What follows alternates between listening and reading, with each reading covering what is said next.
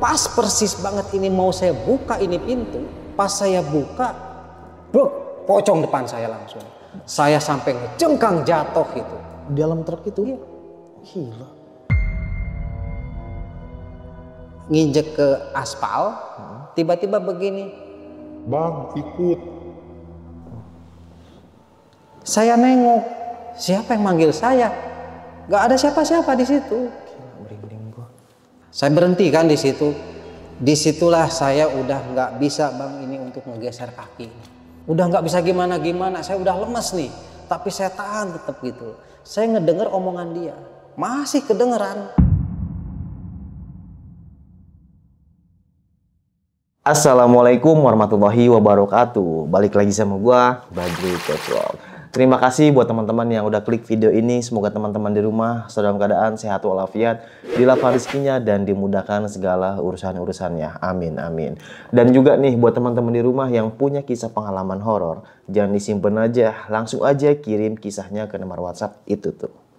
Kuy, kita gibah di sini. Dan kali ini kita udah berhasil lagi nih sob buat menghadirkan salah satu narasumber yang bakal berbagi kisah pengalaman horornya. Oke, langsung aja kita sapa tamu kita kali ini. Halo Bang. Ya. Siapa namanya nih Bang? Nama saya Putra. Oh, Bang Putra. Ya. Tinggal di mana Bang Putra nih? Sekarang saya tinggal di Tangerang. Oh, di Tangerang. Kita terima kasih Bang Putra ya nyempetin waktunya nih. Ini kejadian waktu itu di tempat kerja atau teman kerja Bang atau gimana tuh? Kejadian kebetulan memang di tempat kerja dan itu saya pribadi yang mengalami gitu loh, kejadian itu. Kalau boleh tahu tahun berapa itu awalnya Bang? Persisnya sih tahun 2006 awal. 2006 itu. awal ya. Oke. Pertama kali saya dapat pekerjaan lah gitu ya di perusahaan itu. Oke, dan siap tahan dulu Bang Putra ya. Iya. Gak usah lama-lama lagi, cari pose ban terbaiknya, siapin kopinya sama cemilannya. Langsung aja kita gibah misteri.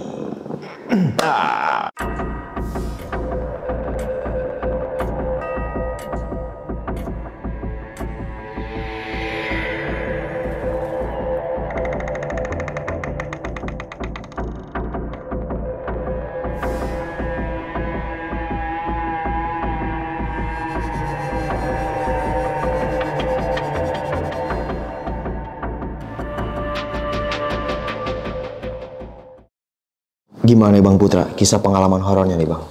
Jadi gini, waktu itu dari awal tahun 2006 kejadian ini emang udah agak cukup lama sih. Tahun 2006 ini saya mulai dapat satu pekerjaan di salah satu perusahaan yang bergerak di bidang pengiriman barang, jasa pengiriman barang gitu, ekspedisi, ada di wilayah Jakarta. Tapi sebelum saya masuk ke perusahaan itu, sebelumnya saya punya kawan gitu kan. Kawan ini banyak suka cerita lah gitu ya.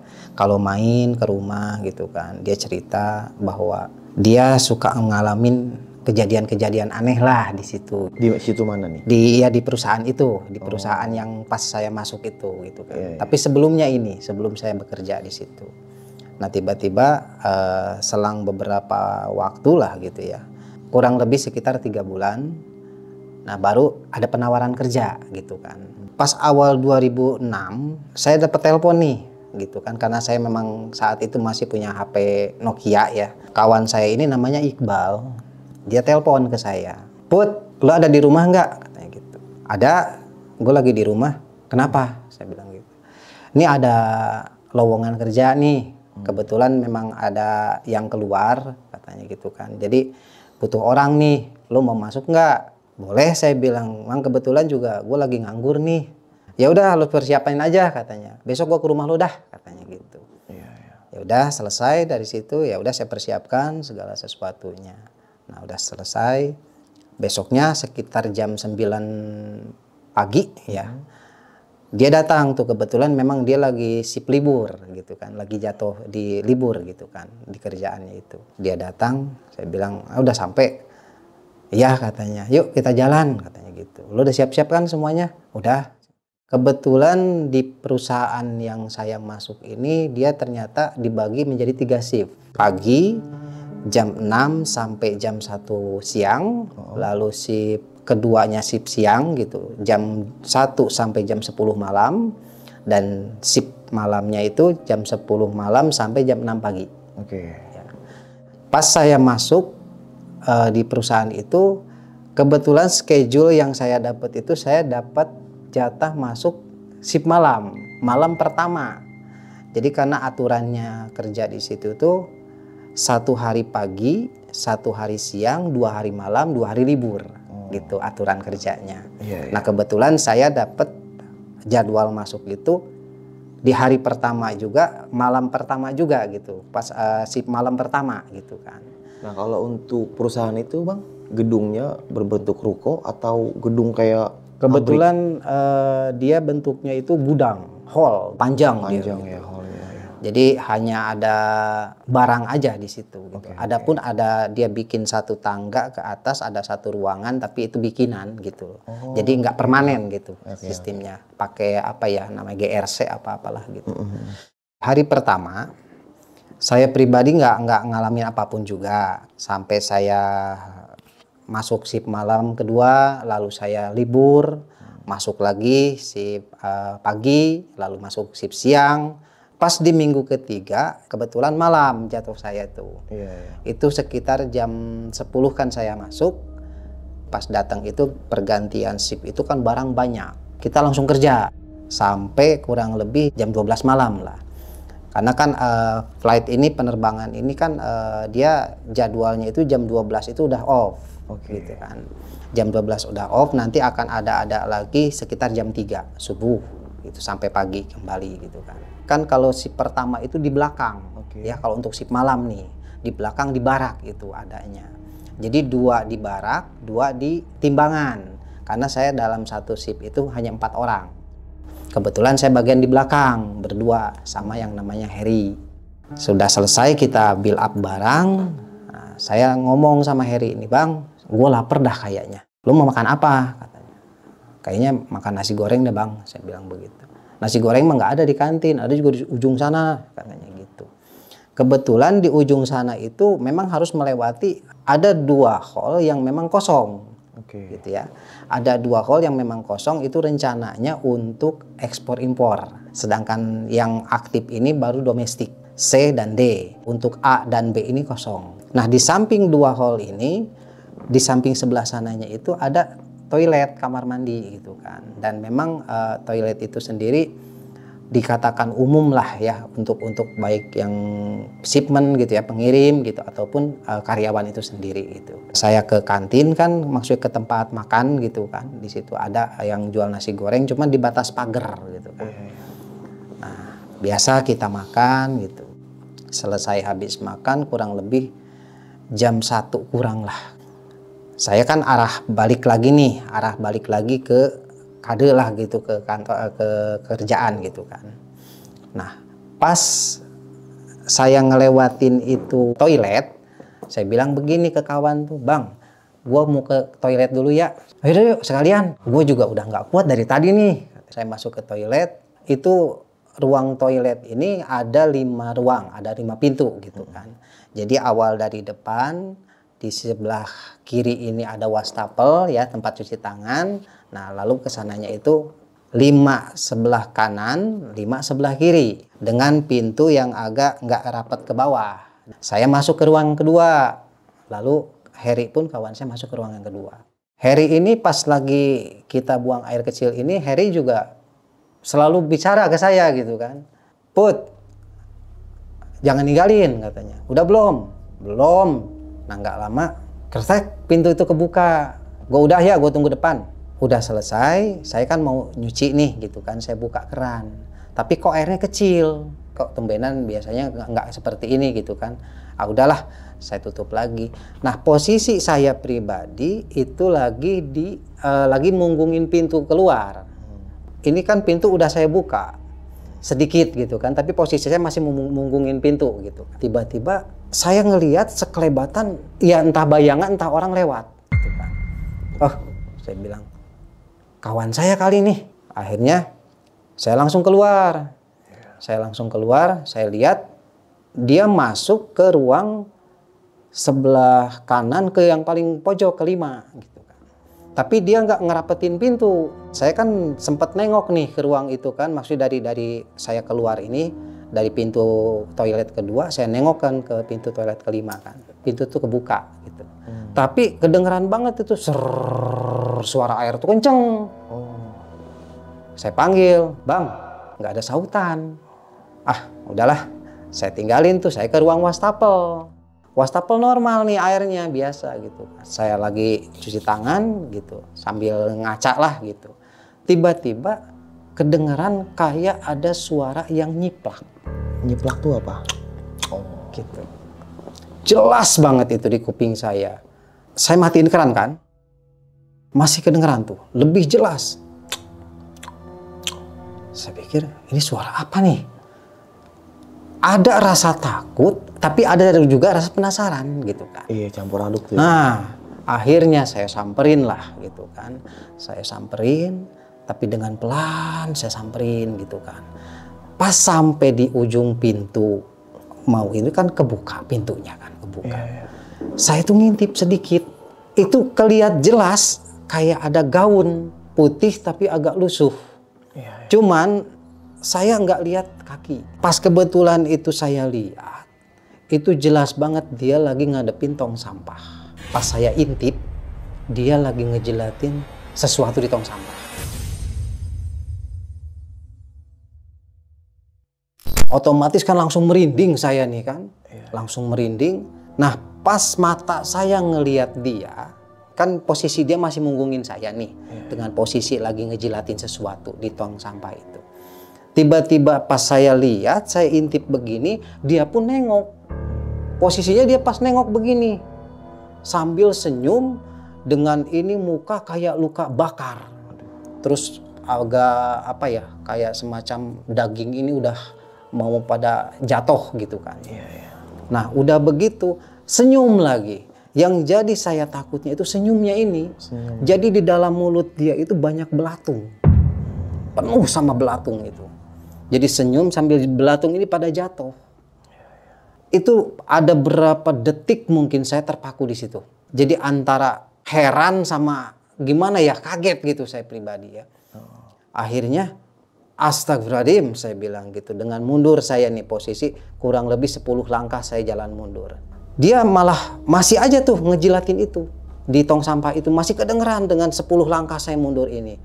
Dari situ udah saya berbalik langsung. Saya lari posisinya. Saya lari gitu kan. Kawan saya Harry ini kan di depan nih. Di kayak trotoar begitu. Dia lagi duduk nungguin. "Kenapa lu?"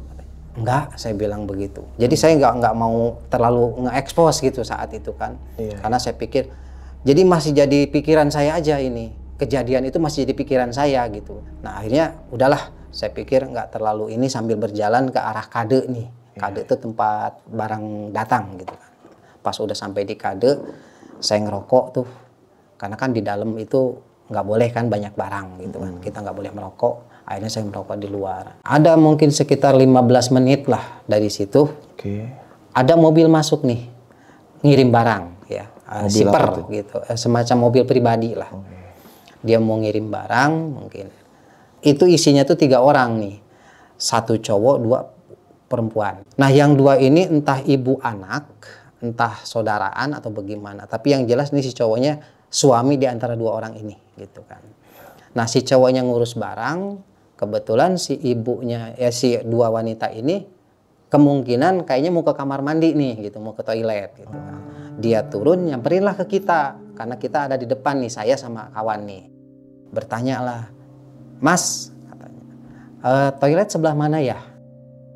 Yang jawab bukan saya, tapi yang jawab kawan saya, Harry. "Oh sebelah sana Bu, di ujung hall ini." "Oh ya makasih," katanya. Jalanlah mereka berdua.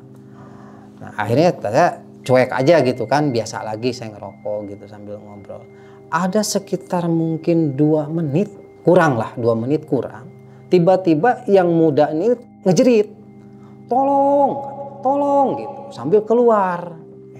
Otomatis kan panik nih semua gitu kan, security pada datang semua kan, anak-anak yang pada nongkrong di kantin juga pada datang gitu kan.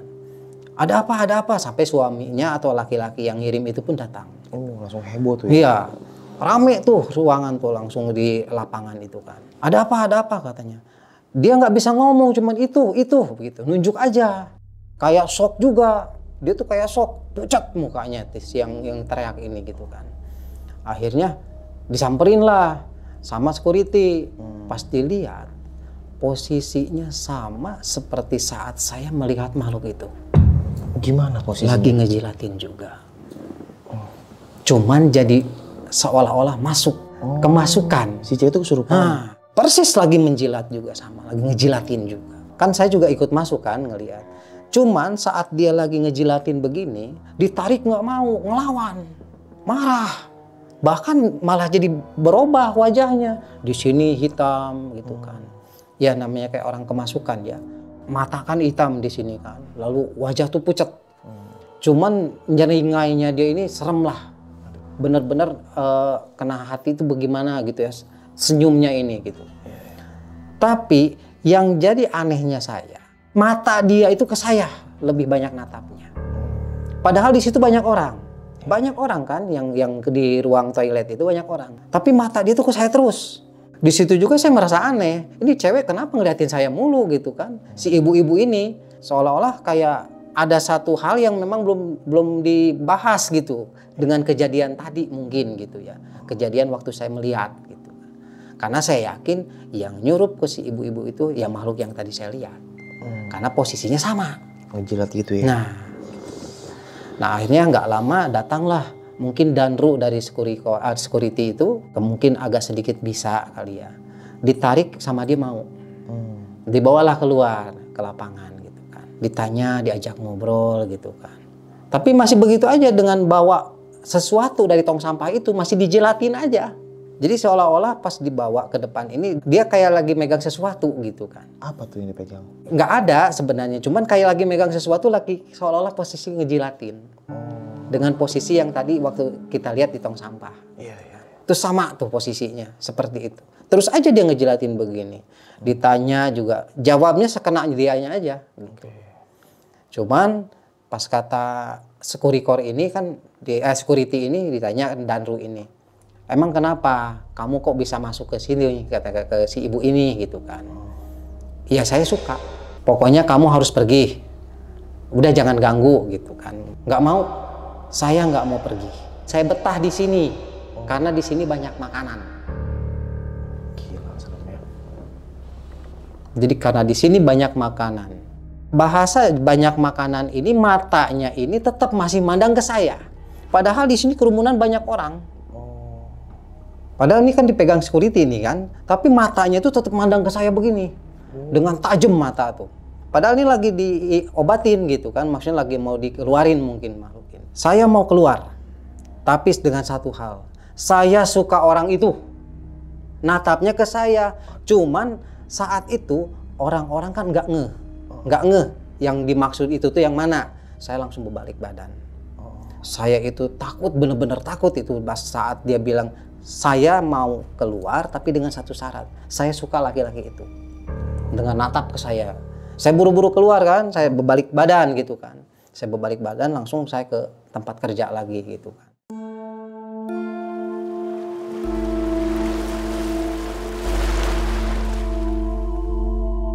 Pas saya lagi kerja, tiba-tiba Danru yang ngobatin gitu. Saya tanya Danru itu, Pak mohon maaf, saya bilang begitu.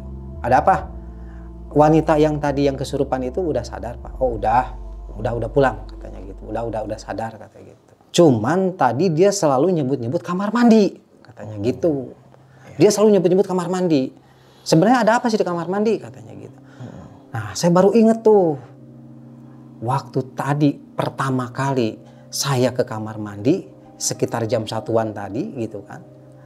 Saya pikir, oh iya Pak, memang tadi kan saya ke kamar mandi, saya bilang begitu. Berdua sama kawan. Nah memang saya sebutkan saya mergokin satu kuntilanak. Saya bilang begitu. Kaget nih Danru, di mana katanya gitu kan. Saya bilang di salah satu ruangan di toilet yang paling pojok. Ayo ke sana, penasaran saya katanya gitu. Jalanlah saya sama Danru ini gitu kan, sama security ini saya jalan sampai di situ. Di mana posisinya kamu lihat katanya gitu. Saya bilang nih Pak di sini. Posisi dia lagi munggungin, lagi setengah jongkok, lagi ngejilatin sesuatu di tong sampah itu. Penasaran kali nih Danru, ada apa sih di tong sampah nih? Ternyata pas dilihat itu ada pembalut. Pembalut. Kebetulan itu memang umum.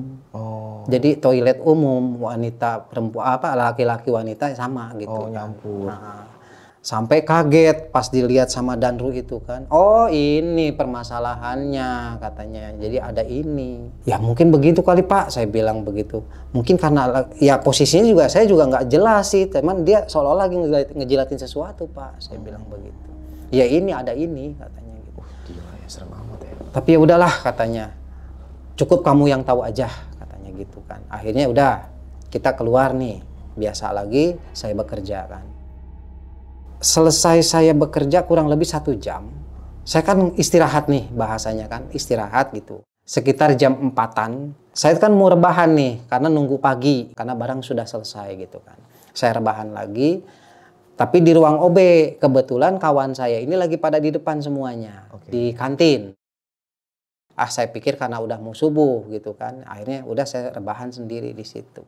Jadi ada kursi panjang di ruang OB itu, ada kursi panjang. Ya saya pakai buat tiduran lah gitu ya. Sambil saya nyetel musik nih di HP saya sendiri gitu kan. Kebetulan musik itu saya taruh dada gitu kan. Saya rebahan celentang.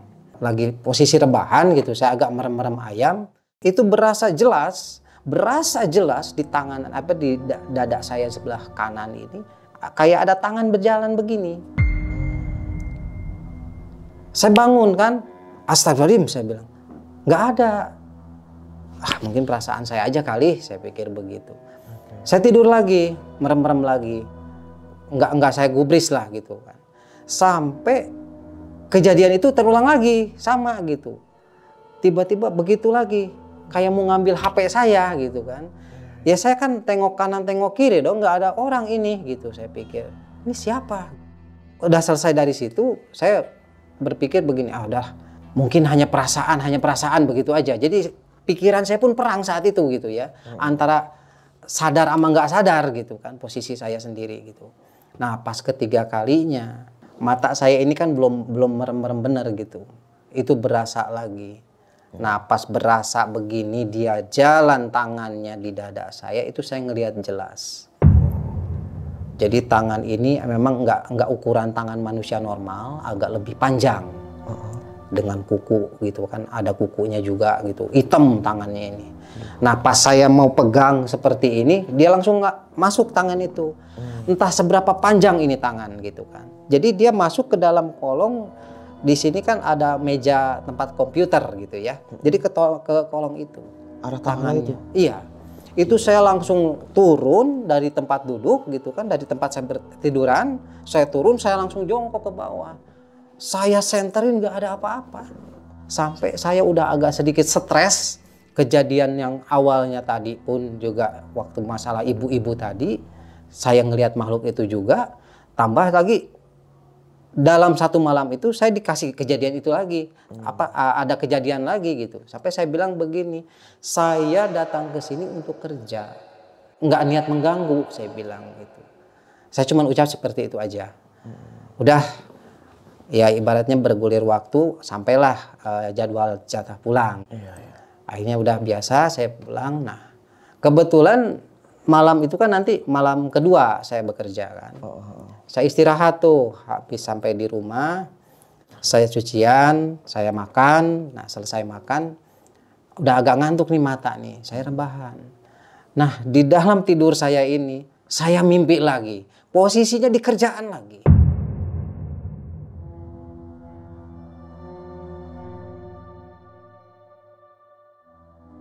Saya mimpi di barak belakang itu ada kayak semacam sesaji. Saya ini seolah-olah lagi ngurus barang transitan di belakang. Barang upload ya disebutnya itu barang upload. Saya lagi ngurus di belakang tapi dengan posisi sendiri. Saya kebetulan menghadap, jadi barang ini menghadap ke sini. Saya juga menghadap ke sini.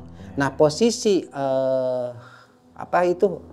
alat sesaji itu sebelah sana gitu kan. Posisinya, jadi saya sebelah kiri saya gitu kan posisinya. Di saat saya lagi nyatet-nyatet, itu ujung mata saya ngelihat kayak lagi ada yang berdiri, pas saya tengok nggak ada. Ini dalam mimpi nih. Sampai pas saya tengok nggak ada, saya nyatet lagi, ini saya ada yang megang. Saya berbalik, saya dicekek. Kaget kan saya bangun, otomatis saya bangun kan. Astagfirullahaladzim, saya bilang, sampai keringetan saya tuh kan. Istri saya nanya, kenapa katanya. Enggak, saya bilang, ngimpi apa gimana? Enggak, saya bilang gitu. Langsung saya ke kamar mandi. Kebetulan sekitar jam 12 siang lah saya udah bangun gitu kan. Karena memang kayak seolah-olah diteror saat itu gitu kan. Selesai, saya nggak bisa tidur lagi tuh.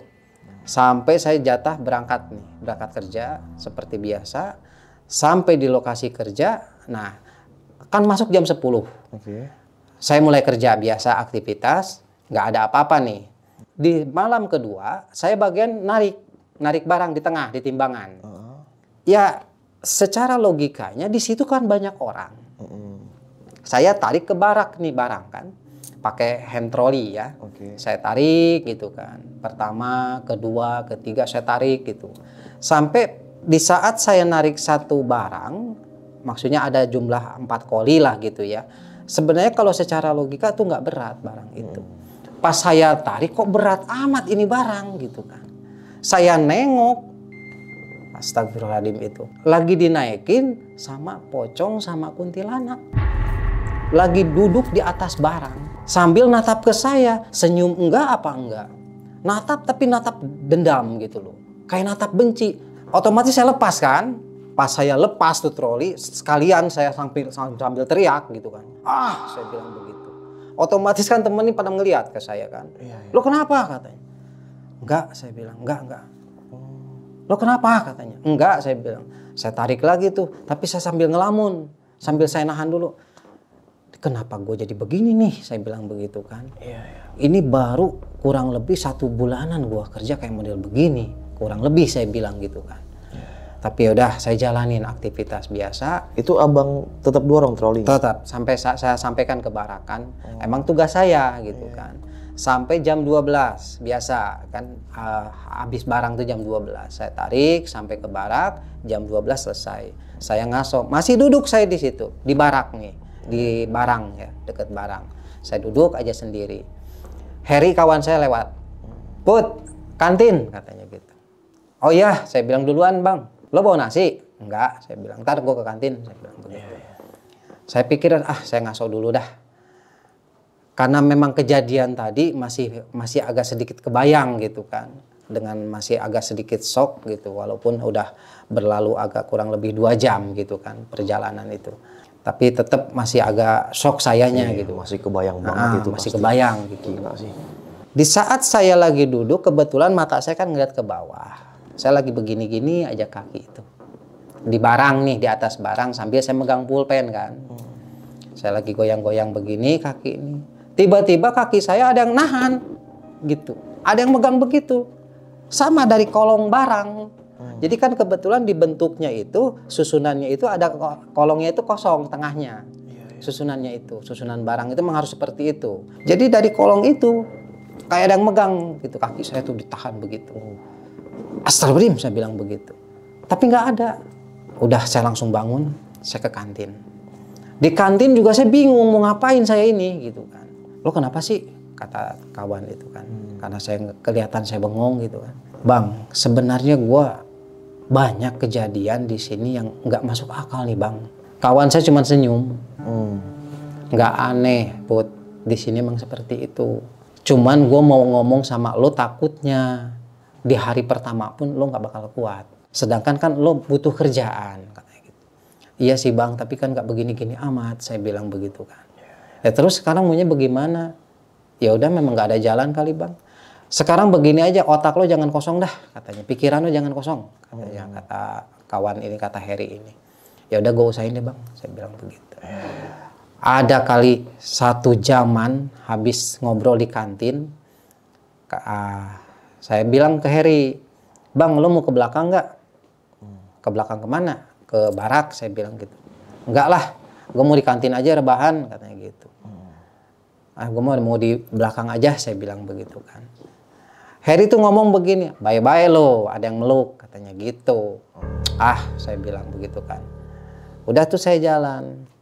Jadi pertama kan saya naik lewat Kade, dari Kade itu kan ada jalan turun begitu, lalu timbangan gitu kan. Nah belakang barak, gitu, posisinya itu kan begitu.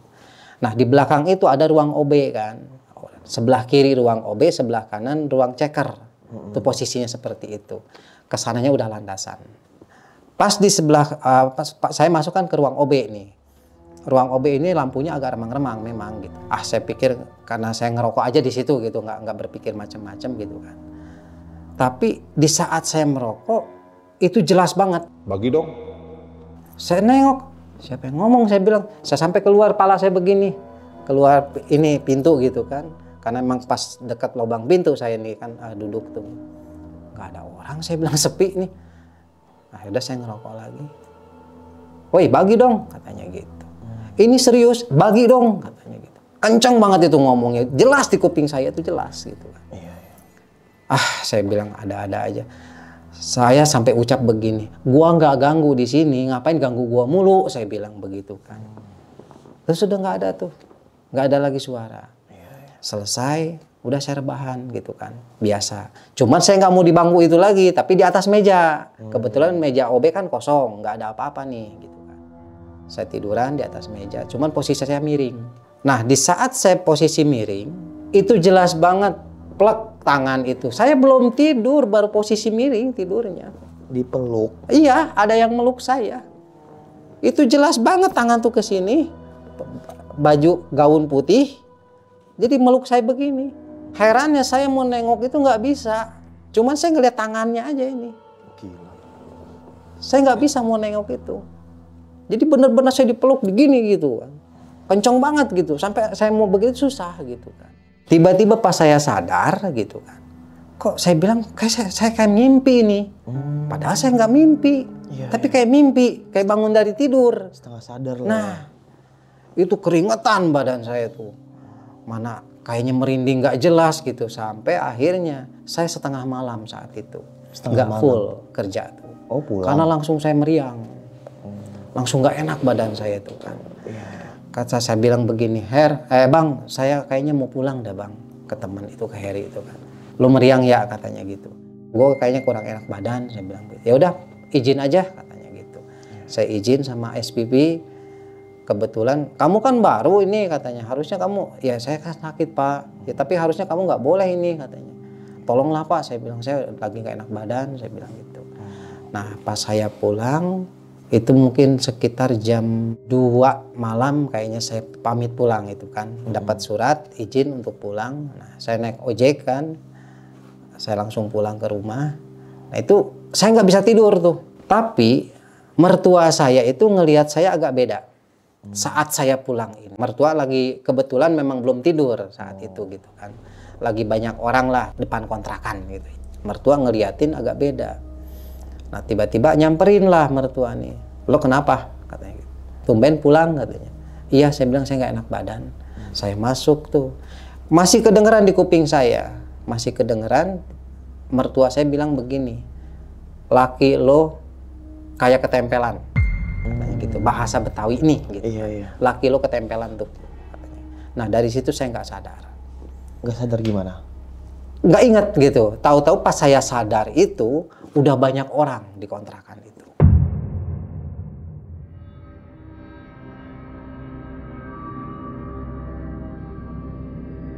Pas saya sadar kan banyak orang di rumah nih. Saya sampai bingung, ada apaan ini? Saya bilang. Istri saya tuh meluk, nangis. Alhamdulillah katanya udah sadar. Emang kenapa saya? Saya bilang gitu. Ya udah tenang dulu aja, kata tenang. Udah kasih minum, kata mertua itu. Saya dikasih minum biasa. Mulai nih satu tetangga udah pada pulang gitu kan. Tiba-tiba baru istri saya cerita. Jadi katanya pas saya waktu pulang itu saya tiba-tiba minta dikerokin, kata istri itu. Selesai minta dikerokin katanya, tiba-tiba wajah saya berubah. Berubah apa nih? Jadi kayak seolah-olah serem katanya gitu, kata istri itu. Sampai istri agak mundur, akhirnya manggillah mertua katanya gitu. Kata mertua, ini kesurupan setan di tempat kerjaannya. Katanya gitu. Gila. Jadi ngikutin. Jadi yang ngikutin itu ada 3 makhluk. genderuwo, pocong, dan kuntilanak. Buset, dia collaboration. Masukkan ke ide apa? Iya. Jadi setiga makhluk ini masuk. Menurut cerita dari istri pun dari mertua gitu. Itu siapa yang nyembuhin tuh, Bang? Mertua kebetulan. Oh, mertua. Nah, agak sedikit paham lah gitu ya. Terus istri sempat cerita, Bang, pas abang kesurupan itu ada interaksi gak antara mereka? Apa cuma udah sembuhin aja gitu? Di situ saya gak nanya. Cuman intinya mungkin adalah beberapa interaksi gitu ya, tapi nggak diceritakan ke saya gitu kan. Cuman alhamdulillah lah katanya, udah sadar katanya gitu aja. Habis kejadian itu, saya minta libur kan 2 hari, memang fisik saya juga belum full gitu kan, belum fit gitu. Belum sembuh benar, akhirnya saya dikasihlah jatah libur gitu kan. Nah, selesai dari situ, udahlah terlewat itu beberapa hari kemudian, saya udah fit, akhirnya saya masuk lagi kan.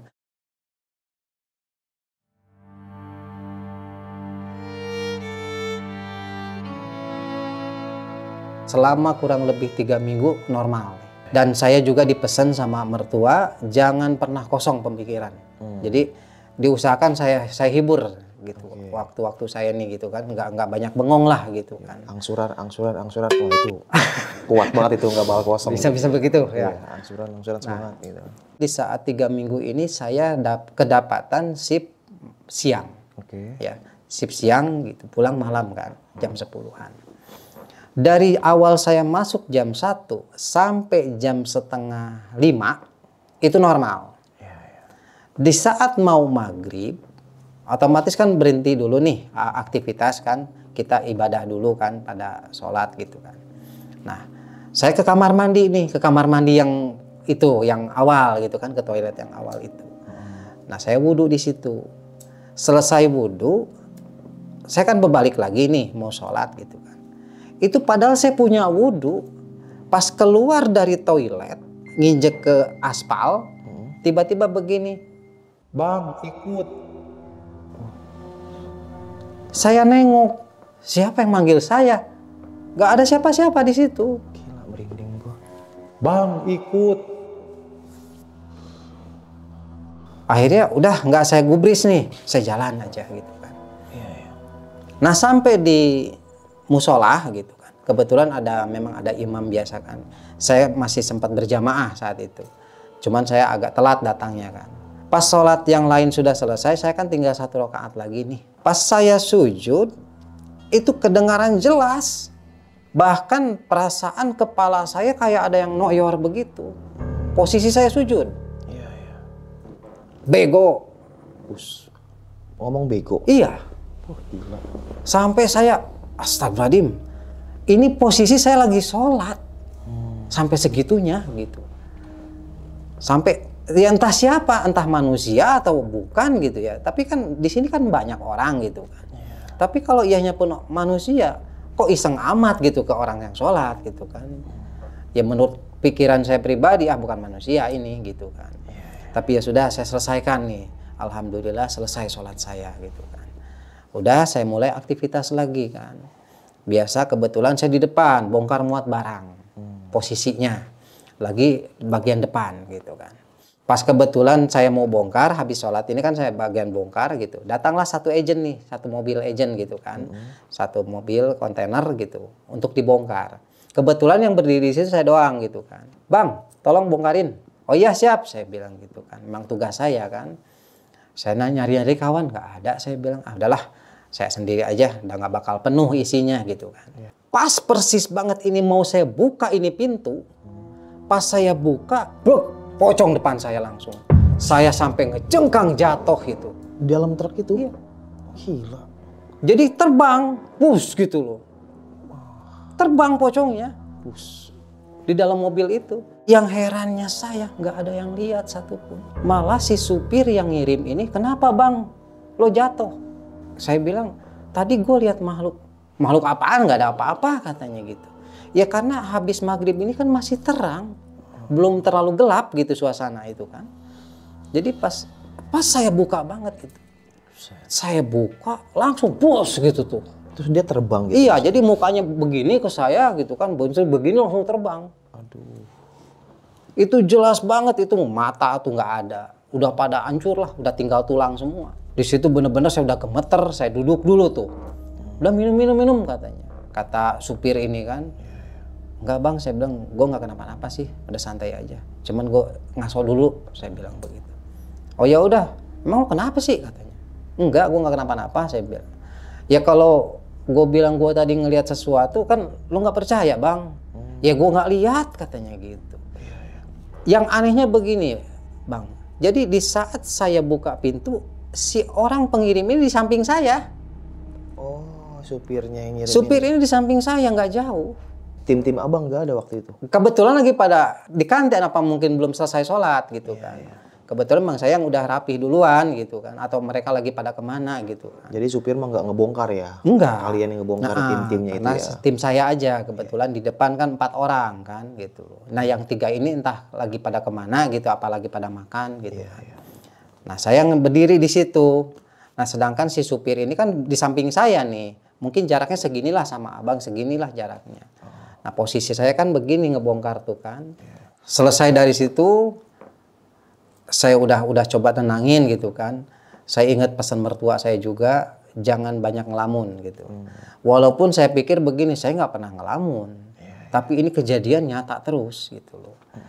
Nah dari situ mulai lagi biasa lagi sampai saya pulangnya, sampai berapa hari kemudian nggak ada apa-apa. Nah sampai yang terakhir nih.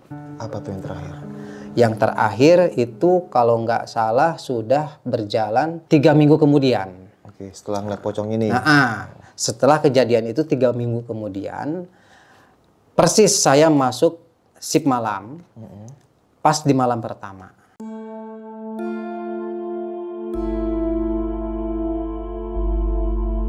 Saya dipanggil sama supervisor. Saya disuruh ambil barang, ambil file ya, file ke ruang HRD.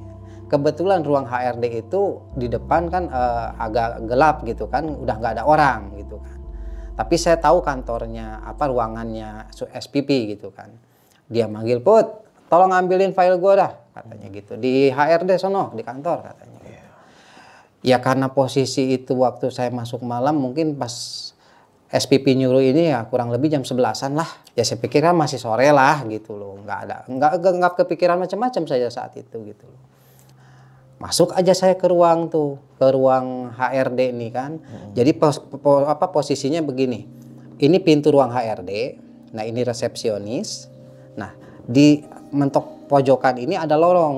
Nah lorong ini ada ruangan. Nah disitulah ruang kantornya. Orang-orang bekerja gitu. Nah di sini banyak pintu-pintu gitu kan, mungkin buat para supervisor yang lain gitu kan. Karena saya pikir sepi kan, nggak ada orang di situ. Akhirnya saya masuk lewat resepsionis kan, terus nah pas masuk lorong, mata sebelah kiri saya menangkap ke arah kiri. Itu saya pikir ada sesajen.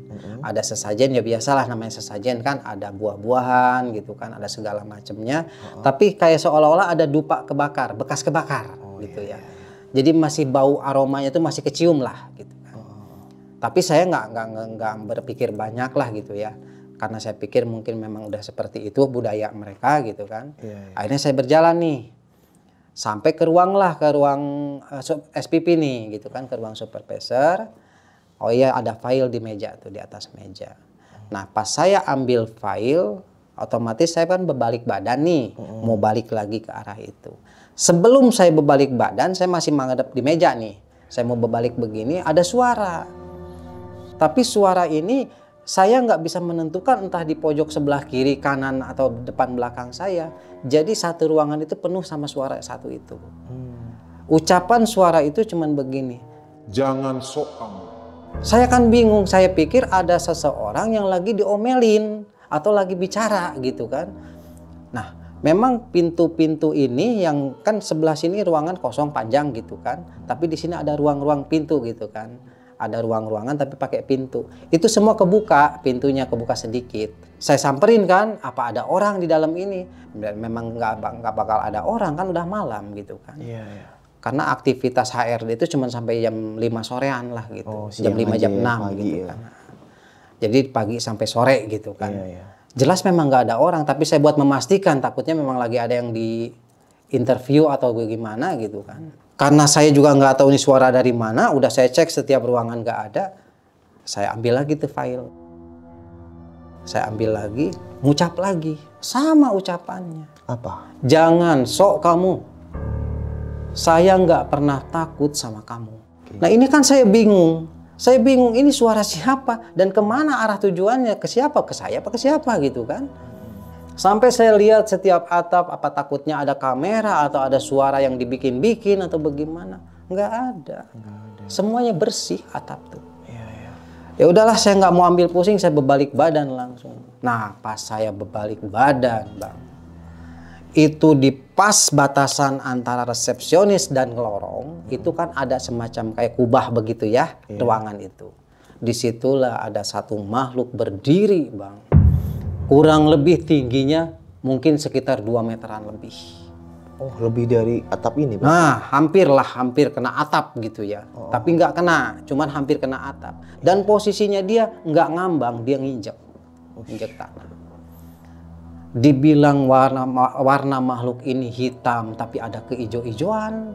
Dibilang makhluk ini warnanya hijau, tapi kayak agak gosong. Dan sebelah paruh badan ini, yang sebelah sini saya kurang paham tuh bentuk apa. Sebelah sini aja nih. Jadi kayak bentuk mungkin jin kali ya, sejenis jin gitu loh. Kalau saya sih menangkapnya itu buta hijau. Buta hijau. Kalau saya menangkapnya. Lagi ngapain dia, Bang? Dia lagi nutup jalan, berdiri aja di situ. Karena kan saya mau lewat lorong itu kan. Nah, pas di pertengahan pintu ketiga ruangan itu, masih di dalam ruangan, pas saya mau ke lorong gitu kan.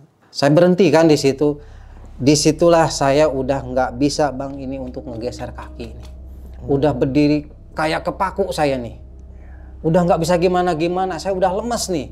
Tapi saya tahan tetap gitu loh. Saya ngedenger omongan dia. Masih kedengeran gitu. Oh, yang jangan sombong itu. Nah, kamu jangan sombong. Kalau kamu masih betah tinggal di sini, jangan sombong. Tapi saya punya jawaban, tapi saya nggak bisa ngomong gitu loh. Karena kayak seolah-olah kekunci segala sesuatunya. Saya juga bingung gitu, ini ada apa gitu kan? Tapi udah nggak bisa berpikir jernih saat itu saya. Saya sempat nunduk, saya tenangin ya Allah, saya bilang, saya istighfar. Saya pikir ini mimpi gitu. Pas saya melek masih aja berdiri, malah makin ngedekat posisinya. Ya mungkin seginilah. Kurang lebih ya. Gila, ditompok. Itu saya berdiri udah sambil ini tangan saya sebelah ke meja, sebelah saya kan biasa, itu udah kayaknya udah gemeter, udah nggak ada rasa, udah pucet, darah saya udah turun rasanya tuh. Rasa saya gitu ya. Nah, tiba-tiba saya paksain terus, saya lebih banyak istighfar, saya minta perlindungan Allah, alhamdulillah. Tapi sebelum dia ngilang, dia sempat berucap begini. Kalau kamu masih pengen hidup, keluar kamu dari sini. Wah, gila. Itu ancamannya. Terus hilang tuh. Di saat kejadian itu saya masih ada sisa tenaga saya untuk jalan keluar dari ruang HRD. Saya kasih file. Saya nggak ngomong lagi, saya langsung beberes ke loker saya langsung pulang. Saya temuin kawan saya, Iqbal, yang masukin saya. Yang ke bawah itu ya. Bal, gua udah nggak sanggup, gua keluar aja. Emang kenapa? Ada yang ngejailin lo atau ngejahatin lo? Enggak. Dipikir Iqbal kan kawan gitu. Oke, iseng atau gimana gitu ya. Saya bilang bukan. Cuman gue nggak bisa banyak berpikir, nggak bisa banyak cerita. Saya bilang begitu. Cukup mungkin pribadi gue aja yang tahu. Intinya terima kasih lo udah mau masukin gue kerja. Tapi kayaknya gue keluar dah dari sini. Kayaknya gue nggak kentaran di perusahaan itu. Langsung resign itu, Bang? Iya, langsung saya keluar. Tapi waktu itu malam itu abang izin sama tim-tim yang lain atau? Seminggu kemudian saya datang, langsung ke kantor. Berarti Habis abang kejadian nggak itu. lanjut kerja lagi? Enggak. Selama seminggu itu? Selama seminggu saya diam di rumah, udah sedikit tenang, ya maksudnya udah bisa, saya langsung ngadap, saya resign. Udah selesai. Serem banget ya. Nah nih Bang Putra, setelah Bang Putra resign nih, kan lumayan lah dapat banyak banget gitu ya gangguan-gangguan gaib yang ada di gudang situ ya, ekspedisi itu, sampai terakhir tadi diancam ya kalau ya, diancam. Sosok yang gede gitu kan. Pas sampai rumah tuh Bang atau udah resign sempat nanya gak Bang atau diskusi ke mungkin Bapak yang sedikit ngerti atau punya guru atau gimana, kenapa kok gue digangguin banget nih di tempat ini, di gudang ini. Nah, oke. Dari situ kan ibu yang lebih peka, ibu saya pribadi gitu kan. Kata ibu, kamu ikut ibu ya, katanya gitu. Dibawalah saya ke satu daerah. Mohon maaf saya nggak bisa cerita daerahnya. Ini dibawa ini sebelum resign apa? Sesudah. Oh, sudah Sesudah resign. Jadi kan karena memang fisik saya makin menurun nih. Habis kejadian itu, padahal saya sudah resign nih. Tapi fisik saya malah makin menurun. Diteror tidak, saya tidak diteror gitu. Cuman fisik saya malah makin menurun. Kata ibu sih begini, mata lo tuh beda, katanya gitu. Mata. Jadi kayak seolah-olah kayak entah ada yang mengikuti saya atau bagaimana gitu. Nah ibu bawa saya lah ke satu daerah waktu itu. Izin ke istri saya, mama mau bawa dulu katanya gitu kan. Dibawalah saya ke satu daerah. Nah disitulah baru ketahuan. Apa tuh?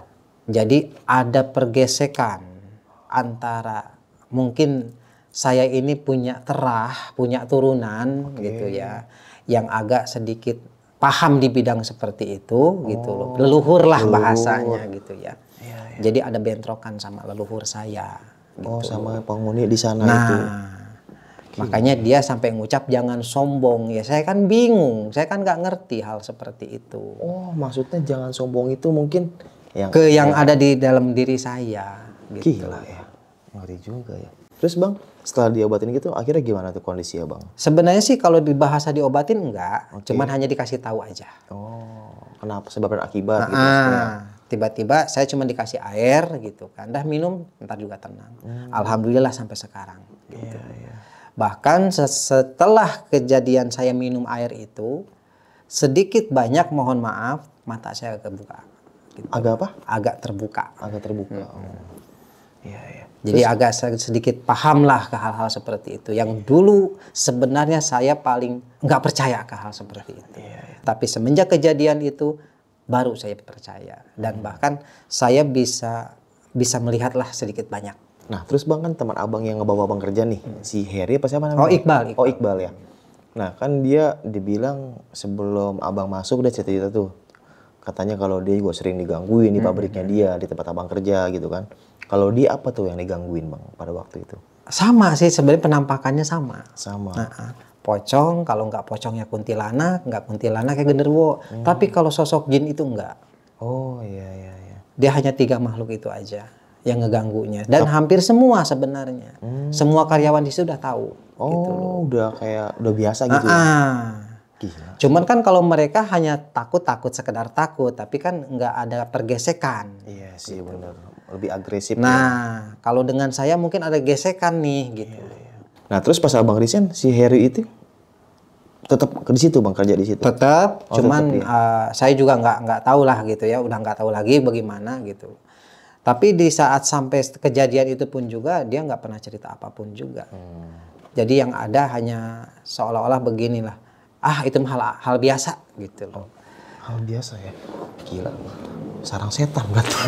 Hal biasa tuh gudang. Nah terus selama Bang Putra masih kerja di situ waktu itu, ada gak Bang teman-teman yang lain yang cerita nih sedikit, dia ngeliat apa gitu? Atau ada pernah kesurupan gak? Hanya melihat 3 sosok itu aja. Kalau bahasa melihat ya. Dan itu udah jadi bahasanya umum di perusahaan itu. Tapi kalau bahasa yang kesurupan ini malah lebih banyak. Karyawan atau konsumen?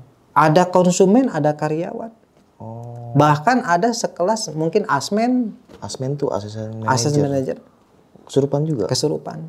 Bahkan yang lebih ironisnya lagi kesurupannya siang. Sekitar jam 2, jam 3. Iya. Ganggu banget kalau sampai kesurupan ya. Karena kan memang wilayah itu gitu, wilayah perusahaan itu, kantor itu, PT itu gitu kan. Jadi di belakang itu kan masih banyak tanah kosong. Jadi disinyalir di situ ada satu kerajaan lah, kerajaan siluman gitu loh. Dan memang itu semua udah jadi rahasia umum. Udah tahu di situ semua, memang seperti itu. Saya tahu tuh tempatnya, cuman pengen ngomong cuman gak enak, nggak boleh. Kita rahasiakan ya Bang ya. Iya. Emang agak serem tuh tempat. Iya. Ya sampai sekarang pun ya masih serem banget sih. Terkenal banget. Karena kan sudah jadi tradisi setiap tahun pasti minta tumbal. Iya di situ sering kecelakaan kan di situ. Kecelakaan, yang kelindes mah, yang buntung mah, gitu kan. Nah, jadi totalnya waktu itu Bang Putra berapa bulan? Kalau untuk total mungkin 6 bulanan. 6 bulan ya. Kawasan pergudangan itu memang masih ada sampai sekarang ya? Ada. Masih aktif, Bang. Pernah saya 2 kali ke sana, Bang, waktu itu. Oh, iya. Jadi ada temen ngirim di sana, kerja lah bahasanya. Itu saya zaman-zaman baru lulus sekolah, sempat ngelamar di daerah situ. Tapi bukan di PT Abang. Oh, iya. Sekitar situ pergudangannya. Pengen nyebutin cuman gak enak. Yang namanya gudang, ya gede, sepi, banyak. Ya kalau malam lah ya kan. Paling cuman masing-masing gudang yang rame gitu kan. Di luarnya mah kebun. Ya, begitu. Areal kayak semacam rawa gitu. Iya. Ya banyak kata Bang Putra, kata bapaknya jangan banyak ngelamun gitu ya. Iya. Pikiran kosong gitu. Banyakin istighfar, salawat gitu, sama ingat angsuran. Oke, mungkin sekian nih kisah pengalaman yang dialami sama Bang Putra ini. Bisa kita ambil segi positifnya, jauh-jauh negatifnya. Yang namanya hidup, kita berdampingan sama sosok itu ya. Kita masing-masing banyak sholawat, banyak istighfar, banyak ingat-ingat sama Allah Subhanahu Wa Taala, dan tetap semangat para pejuang keluarga. Karena kita sebagai pejuang keluarga tetap semangat. Ya capek-capek, ngantuk, lelah. Ya ingat di samping kita siapa nih? Tanggungan apa yang harus kita selesaikan? Semangat intinya, semangat. Karena nggak ada pejuang yang tidak mau bertempur. Yang bertempur adalah belalang tempur. Bercanda. Oke, sampai jumpa di kisah selanjutnya. Wassalamualaikum warahmatullahi wabarakatuh. Bang Putra, makasih banyak ya Bang ya. Sama-sama. Mau nanya nih Bang, kalau nanti Abang dapat kerjaan lagi di gudang nih Bang, gudangnya gede, gajinya sebulan 80 juta. Tapi di planet Jupiter mau gak Bang? Dadah.